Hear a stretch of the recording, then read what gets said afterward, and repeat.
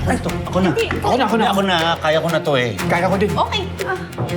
Calling me Safira while I'm your ate? You're right. I'm so sorry. Ate. Uy, ang galing. Babe, ang galing. Naiihi ako sa CR. Joshua, I need your help. Sis lang, kailangan ko lang mag-CR. Dali! Bakit mo siya pinabalik dito? Bakit mo siya substitute teacher? Tugo niyo ubo mo. Try my best, and that's why I called you. Mami, huwag niyo po naiwan.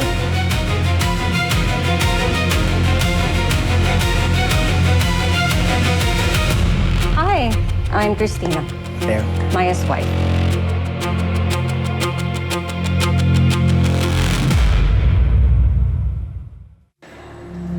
Jeremiah, what's wrong?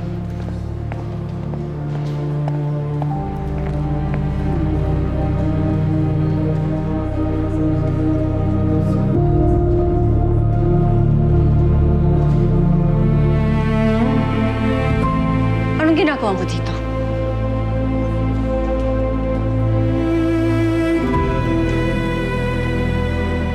Ano naman to, Jeremiah? Christina, let me explain. It's not what you think. It's not what you think. Ayun ka!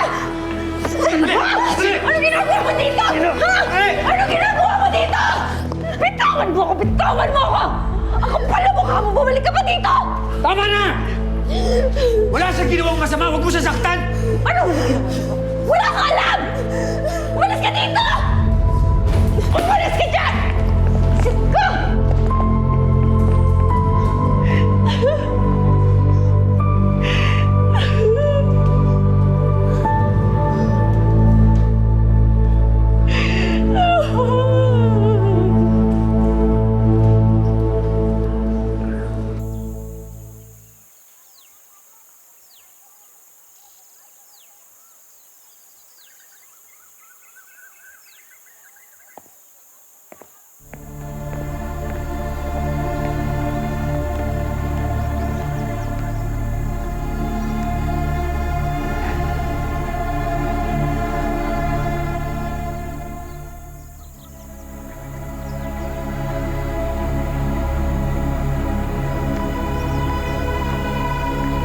Besh, nakita ka ni Joshua?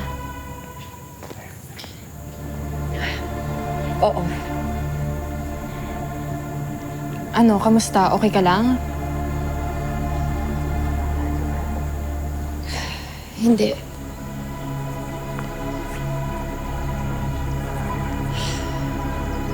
Naaalala ko yung gabing nakita ko si Joshua na binaril ang sarili niyang amang si Gaspar.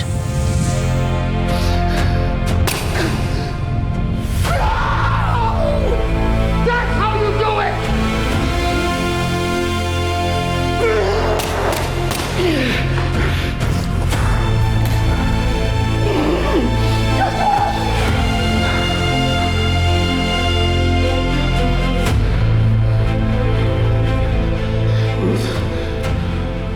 Bumalik na naman sa'yo yung takot? Ibang Joshua yung nakita ko nung gabing yun. At simula nung gabing yun, nag-iba na yung tingin ko sa kanya. Alam mo, mukhang matagal na din tinatago ni Joshua kung sino talaga siya. Katulad lang siya ng tatay niya. Kaya niyang pumatay ng tao. Dati, siya yung tinatakbuhan ko kapag may problema ako.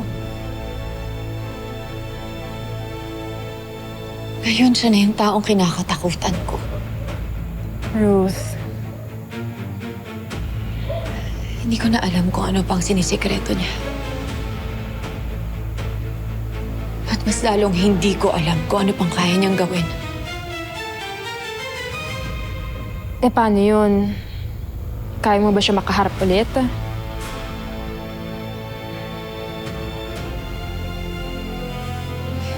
Kakayanin ko. Hindi pwedeng wala akong gawin. Hindi pwedeng habang buhay na lang ako magpakain sa takot. Higit kailanman, mas lamang ang galit at pagkamuhi ko sa ginawa nila ng tatay niya sa pamilya ko.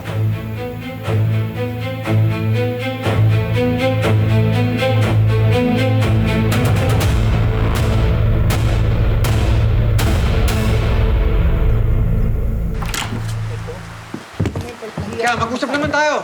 Pwede ba Mateo kung lecturean mo ko wag ngayon? Hindi naman sa ganon. Pero ang dami kong tanong sa'yo, sagutin mo. Ano pa bang kailangan mong malaman? Anong kailangan mong marinig? Di ba nakita mo na? Dapat ba talaga manggaling pa sa akin? Oo, sige, kabit ako. Masama akong babae. Okay na? Ika, Tatantanan niyo na ba ako? Ika, pamilya mo kami. Andito kami para makinig sa'yo at damayang ka. Hindi para manghusga.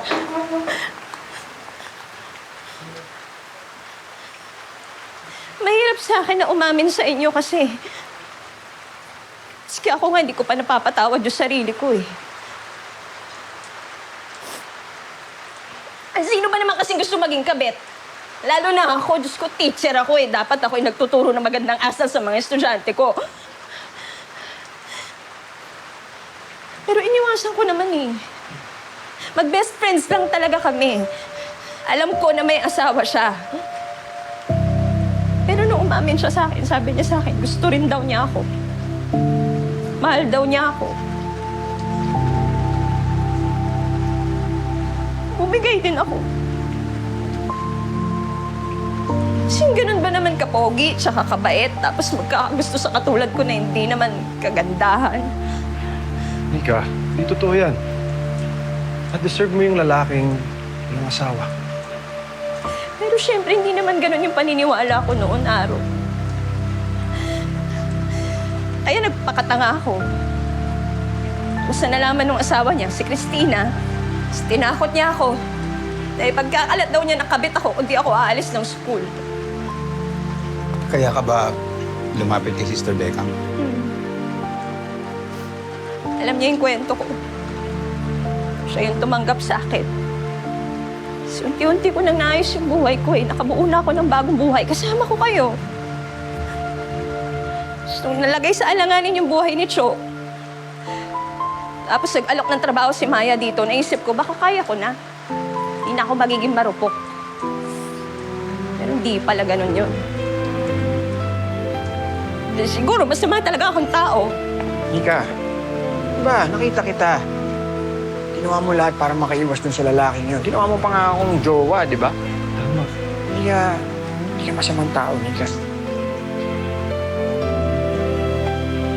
Mabuti kang tao. Nakagawa ng mali. Daya ko. Pero kung ako nga, binigyan niyo ng pagkakataon magbagong buhay, ikaw pa kaya? Tomo. Ika, naging kabit ka. Pero hindi yan yung nagde-define sa'yo. Ito, ipapaalala ko sa'yo Ikaw si Teacher Nika na mahal ng mga batang naturuan niya. Ikaw si Nika na nakagawa nga ng mali, pero nagawa mong umalis doon sa sitwasyon na yun. Hindi ka hiya-hiya yun, Nika. Nakakapalaw dyan. So, parang naman papaiyak yun naman ako lalo eh. At mahal ka namin. Di ba, boys? Naku po. Ay, wow. Ito lang ako para sa'yo, okay? Kawawa naman talaga. Iyak na iyak ka. Okay na pala ako. Naka-recover na ako. Okay na. Thank you. Talaga ba? Ang galing. Ang bilis makarecover. Sige nga, testing natin. Hindi na, okay na. Naka-recover na nga, di ba? Okay na, Sid. Thank you. Okay na. Akala ko ba? Hindi, okay na. One hug lang eh. Sure ka ba? Oo, one hug lang. Okay na. Hindi ba? One take, Hindi, one go. okay na. Nika, Hmm. so sa tingin ko kailangan mo kausapin si Jeremiah kung gusto mong malaman kung bakit ka pinabalik dito. Ano ibig mo sabihin? Basta, kausapin mo na lang siya, okay?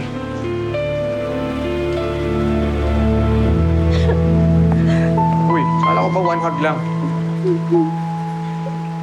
Okay lang yun. Sumama ka na. Ako mapilit na pilit eh.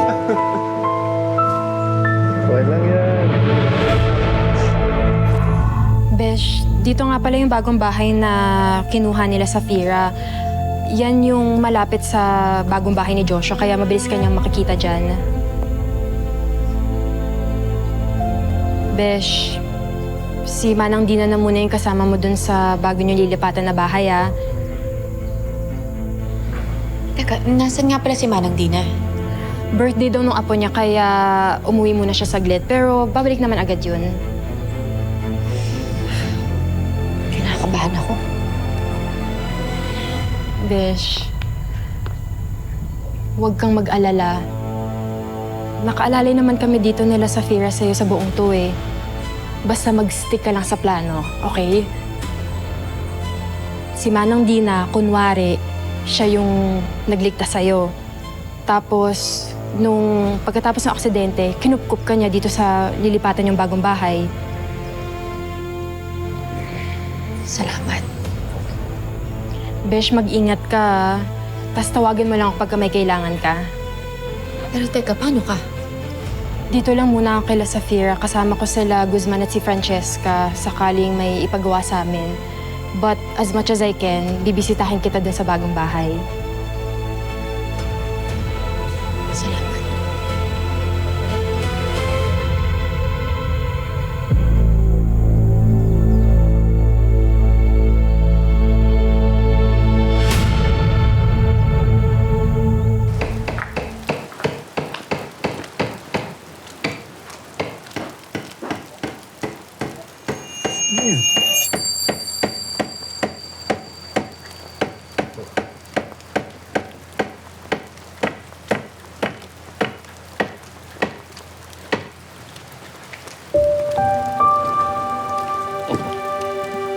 Mateo!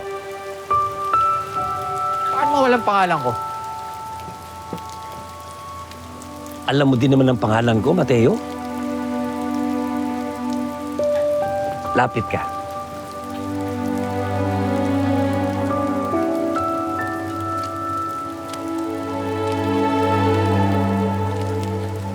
Mateo, ako ito.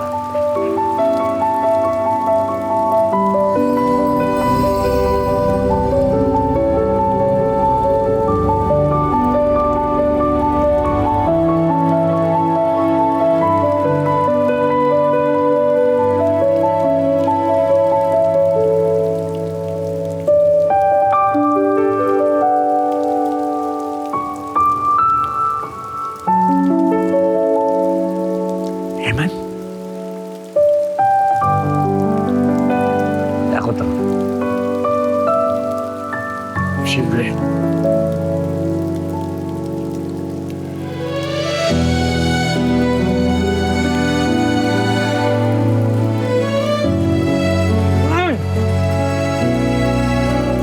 Wow! Niulo ka ngayon ah. Nakabago na yung business mo. Nagkakarpintero ka. Nasaan yung tao mo? Grabe, pinagbago mo ah. Mateo, ako to, hindi ako nagbago. At kung bukas ang puso mo, mahahanap at mahahanap mo ako sa bawat taong makakahalubilo mo. Grabe, Eman. Sabi ko na yan. O yan. Kamusta na si Nika?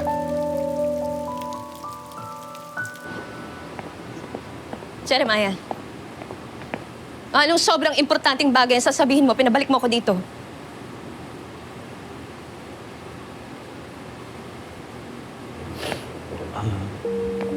Nika, gusto lang sana kita makausap. Tungkol sa... Ano, Jeremiah? Magsalita ka naman! Ano kasi, Ano?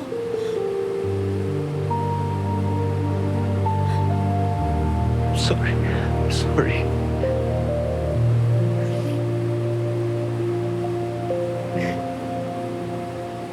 Ika, may sakit ako. Teka lang. I'm dying. Bilang na ang mga araw ko. Kesa na bago ako mawala, gusto ko sana magkasama tayo. May mga bagay akong gustong gawin na kasama ka. Gusto ko mamatay na may kapayapaan sa puso ko. Teka lang. Alam mo kayo dito. Ano to, others? Ang tagal-tagal na natin magkasama, hindi ka pa rin nasasanay sa akin? Sensya na, Eman. Medyo namiss ko kasi yung mga sorpresa mo at mga ginit mo. Congrats pala, ha? Nakinig ka sa payo ko. Hindi mo iniwan si Nika at hindi mo siya i-nudge. Gusto mo, anong gusto mo? Gusto mong mamatay ng may kapayapaan sa puso mo? So para mangyari yun, ako yung guguluhin mo, ganon. Uy, so paano naman pala yung kapayapaan ko, Jeremiah? Nika, laki na atraso ko sa'yo. Alam ko yung gusto ko lang makabawi sa'yo. Ay, bakit simula nang dumating kami dito, panay ang panlalandi mo sa akin? Hanep. Sa lahat ng mamamatay, ikaw yung pa-fall pa rin, ano? Oh, ayan tuloy. Katakot-takot na sa bunod at sampal yung inabot ko sa asawa mo. Ay, pero wait lang, Nika, sandali. Hindi ko pwede magalit, Nika. Kasi kabit ka lang. Tapos si Jeremiah, may sakit yan. Mamamatay na yan. So ako, adjust na naman ako, ganun. Kasi may taling yung buhay mo eh.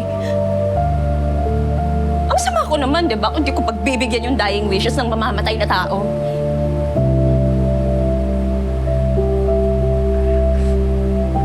Nika, gusto ko makabawi sa'yo eh.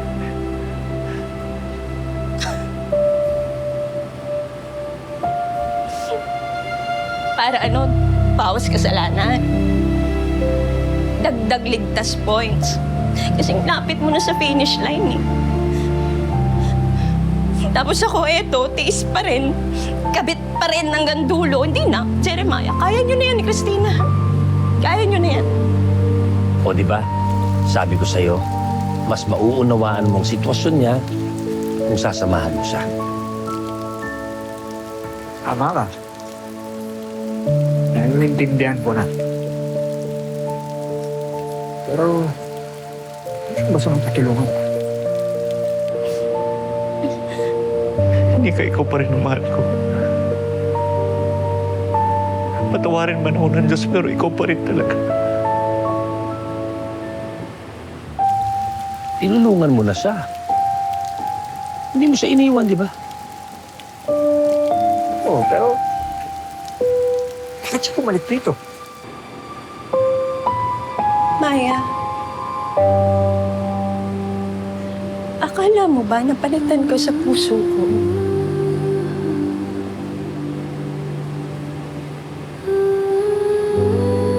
Kaya nga panay ang iwas ko sa'yo simula nang dumating kami dito eh. Kasi alam ko, anytime na titignan mo ko, rurupok na naman ako eh. Ginawa naman niya yung tama. Lumayo siya sa gulo. At hiniwalayan niya yung Jeremiah na yun noon. Sa tingin mo ba, okay na si Nika? Sa tingin mo ba, naka-get over na siya sa mga trauma na dinanas niya dun sa Jeremiah na yun?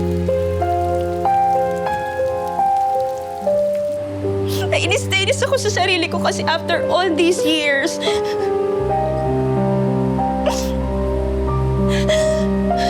ang masakit sa akin, yung lalaking mahal ko, mukhang wala na naman sa akin.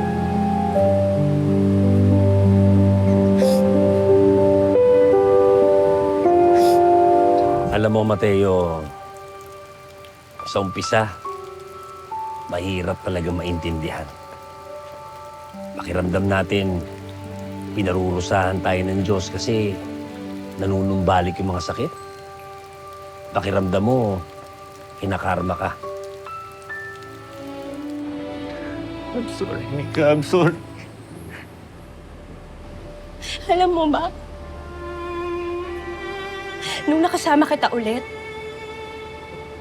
hindi naman ako nagulat nung maramdaman kong mahal pa rin kita. Alam mo yun, hindi ko in-expect. Yung mararamdaman ko nung nakita kita, inggit. Kasi nung nakita kong principal ka na, sabi ko, may Principal na siya. Ang galing niya. Wow! Tapos biglang nag-sink in sa akin, Maya. Teka lang, pangarap ko yun ah. Dapat ako yun eh. Dapat ako yan. Dapat ako yung kasama ng mga estudyante ko. Tapos bigla ko na-realize, ang unfair, no?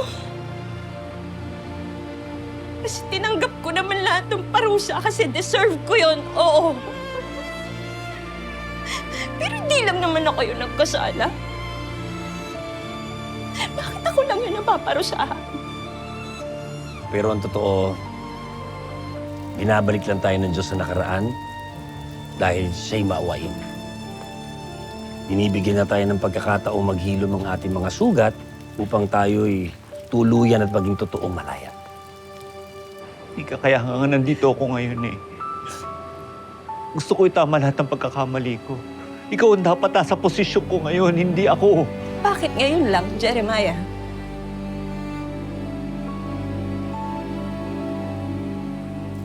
Pero Emma, nakahawa ako kay Nika eh. Kayanin niya ba to? Kung aalalayan mo siya, sasamahan mo siya, magtiwala ka na malalagpasin niya rin dito. Masakit para sa akin na may pinagdadaanan kang ganyan. Pero nabuo ko na yung sarili ko eh. Nabuo ko na yung buhay ko. Na-survive ko na lahat ng pinagdaanan ko simula nung matapos yung sa atin. I wish you well. Totoo. Pagdadasal kita.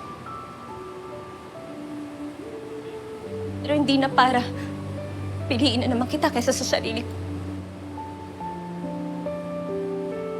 This time, ako naman.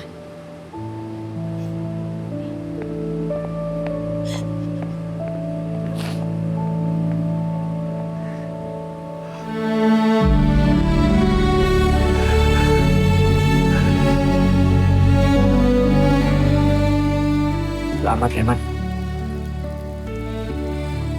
Ano pa iniintay mo? Punta mo na si Nika. Alalayan mo na. So, kailan tayo ulit makikita, best friend? Basta kailangan mo ako, nandito lang ako.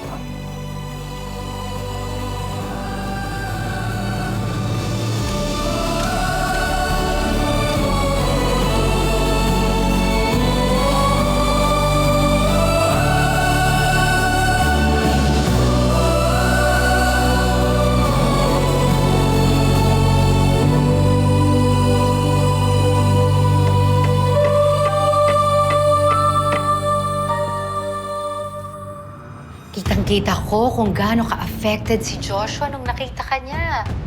Ano to? Resignation letter. Napatawag ulit ng business meeting si Joshua. Mukhang may nakuha siyang pera. Alam mo ba kung kanino nanggagaling ang pera? Kay Safira. I'm sure he can't stop thinking about you right now. Ruth? Sabihin mo sa akin kung anong susunod natin na plano. Jeremiah! Maya, may dugo yung ubo mo! Ruth! Ruth! Hey guys, this is Ivan Lim from Starworks, and kung bitin ka pa, click mo na agad yung next video right here. And don't forget to subscribe sa TV5 YouTube channel.